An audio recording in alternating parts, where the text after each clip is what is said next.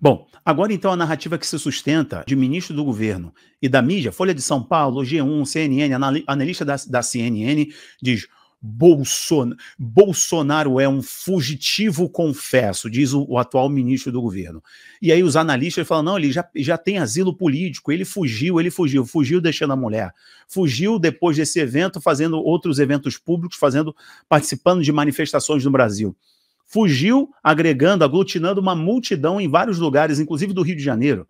Será que eles nos acham tão manipuláveis ou tão ingênuos, tão neófitos, ao ponto de acreditarmos que o The New York Times teria acesso a câmeras de circuito interno de uma embaixada, a embaixada da Hungria, de um país europeu, conectada às grandes convenções do mundo, uma embaixada que deve primar pela segurança, informações sigilosas? Essas imagens iriam vazar assim, ó, no estalar de dedo. Como que o The New York Times teve acesso a informações sigilosas, de circuito interno, de informação de inteligência? Tem alguém maior envolvido nisso? Tem algum escritório de inteligência trabalhando para criar toda essa cortina de fumaça? Será que eles vão dar um tapa na nossa cara nos chamando de ingênuos? É isso mesmo? Vamos seguir. Aconteceu aqui, depois daquela ordem do faraó, do ministro, o Bolsonaro teve a visita à Polícia Federal, o passaporte dele foi apreendido, todo aquele escândalo que fizeram depois de uma grande manifestação pública pró-Bolsonaro, certo? Depois da live do Bolsonaro, teve aqui toda aquela situação. Bom, o processo tem muitos absurdos, eu não vou entrar nos pormenores, não vou entrar aqui nos detalhes do processo, e nem no mérito. Mas o que eu vou falar para vocês é o seguinte: depois daquele evento, o Bolsonaro esteve na embaixada da Hungria no Brasil e ficou 2 dias na embaixada da Hungria, dormiu, ficou lá 2 dias na embaixada da Hungria. E agora, esse fato veio à tona, lembrando, isso aconteceu há semanas atrás. E esse fato agora veio à tona devido a uma reportagem do The New York Times, o tabloide norte-americano, né, bem alinhado à esquerda, que em pouquíssimos momentos fez menções às atrocidades jurídicas e o fim da nossa democracia, como uma democracia deve ser conhecida e deve ser, inclusive, classificado um país democrático, que respeita a Constituição, respeita a liberdade de imprensa, a liberdade de opinião, respeita a oposição, certo? Respeita o rito processual legal, respeita, inclusive, os ritos acusatórios, respeita, inclusive, os acordos estabelecidos para direitos humanos. Parece que só bandido, literalmente, tem direitos humanos, e tem todo um juiz que fala assim: você quer um cafezinho quentinho? Você quer uma aguinha? Alguém te machucou? Alguém te bulinou quando você chegou aqui? Mas se for um opositor político ideológico, essa pessoa é presa, sem uma acusação devida, sem um rito processual legal, ela fica ali que deveria ser 40 dias, deveria ser 1 mês, ela fica 6 meses, fica 1 ano, recebe condenação de 17 anos, mas é uma dona de casa, é um entregador, é um ambulante, morre na prisão, e jornal nenhum do mundo inteiro falou nada. Falou nada, porque o mainstream, ele é esquerdista. Mas, olha o que aconteceu. Depois desse fato, então, da visita da PF, Bolsonaro teve seu passaporte apreendido, não pode sair do país. O Bolsonaro ficou 2 dias na embaixada da Hungria. Ok. Agora, esse fato veio à tona, neste momento, por uma reportagem do The New York Times. Qual é a observação que eu faço para vocês aqui? A capacidade, assim, eu não estou falando como uma grande virtude, né? Eles aclamam muita virtude, mas não tem tanta virtude assim. É porque eles têm uma massa muito grande, eles têm um poder de volume de informação na internet e de compartilhamento de editoriais de jornais que manipulam a cabeça das pessoas, e acaba que o assunto fica lá no topo. Só que nas mídias sociais, a direita conservadora, ou a direita que ama a verdade, só quer a verdade, só quer os fatos, são muito mais engajados, e aí os assuntos viralizam. Então o que acontece é o seguinte: eles têm uma capacidade, aspas, fecha aspas, incapacidade, de criar cortinas de fumaça. 2 assuntos aqui incomodaram demais as falsas narrativas e as mentiras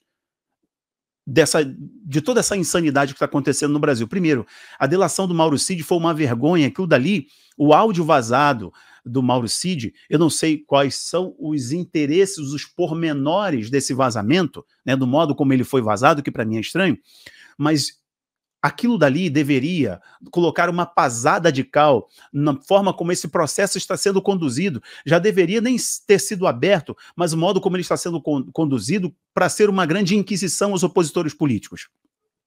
E o Mauro Cid, ele chega a citar, inclusive, que o acusador é um inquisidor, é uma inquisição. Ele está sendo caçado, ele já tem a sentença. Aquilo deveria ser uma pasada de cal na narrativa, aquilo deveria ser chamar a atenção da mídia internacional, aquele áudio deveria chamar a atenção da mídia nacional. Eles criaram rapidamente uma cortina de fumaça. E o último evento em questão foi o evento da resolução do caso da Marielle, que tocou diretamente em agentes políticos que atuam no atual governo, seja no governo do Rio de Janeiro, na prefeitura do Rio de Janeiro, que é conectado com o governo federal, certo? Ou seja, na narrativa sustentada pela uma grande cadeia de comunicação do Brasil, grande, que em pleno Jornal Nacional, em período eleitoral, inclusive, veio moendo a imagem do ex-presidente, então presidente do Brasil. Vocês viram o episódio, inclusive, dos móveis que acusaram levianamente, falando que sugerindo que tinha sido roubado pelo casal presidencial, e nada disso era verdade, não pediram desculpas, sustentaram outra narrativa, criaram uma cortina de fumaça. Agora, o caso da Marielle, que toca diretamente o atual governo. Mas eles têm uma capacidade de pegar os portais de mídia, as mídias sociais, e fazer um barulho muito grande nos portais de notícia. Foi assim naquele caso lá da menina que tirou a própria vida, por causa de toda aquela história que estava acontecendo, eles conseguiam reverter. Eles têm uma capacidade, por isso entre aspas, uma capacidade de criar cortina de fumaça. Tá? Agora, qual é o crime? O Bolsonaro ter ido na embaixada da Hungria. Qual o crime que ele cometeu? Pois agora o governo pede a sua prisão imediata. Não importa, gente, não importa se cometeu um crime ou não. O que importa é que eles vão fazer algo.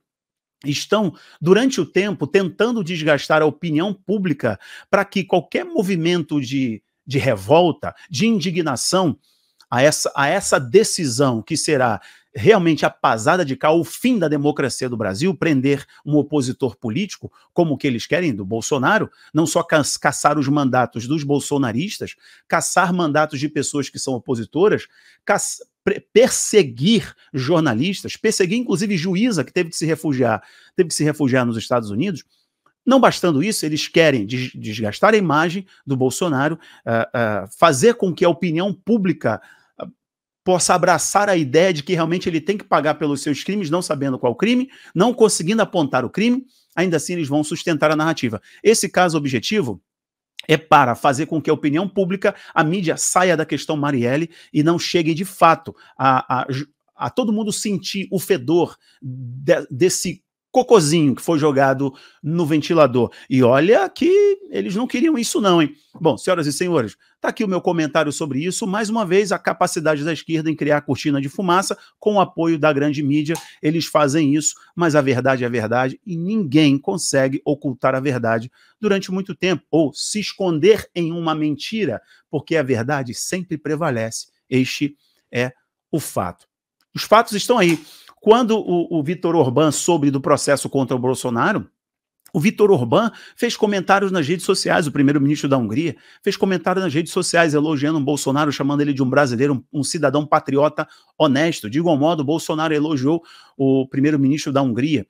Então, ele está na embaixada da Hungria, ou como os advogados do ex-presidente disseram, olha, ele foi tratar de assuntos que são relevantes para o seu país, no caso o Brasil, e também para a Hungria, dada a proximidade e amizade do brasileiro, o ex-presidente do Brasil, e também do primeiro-ministro da Hungria, o Orbán. Agora o governo chamou às pressas, o Itamaraty pediu um posicionamento, né, do embaixador da Hungria no Brasil, e vão fazer uma histeria gigante. Esperem agora todo o barulho, cortina de fumaça, para tentar fazer você não entender que os dois últimos eventos, três últimos fatos no Brasil são absurdos e deveriam ter sepultado as falsas narrativas e encerrado processos, mas eles não querem encerrar, ok? Bom, vou parar por aqui, senhoras e senhores, está dada a minha opinião. Um abraço, tchau, tchau.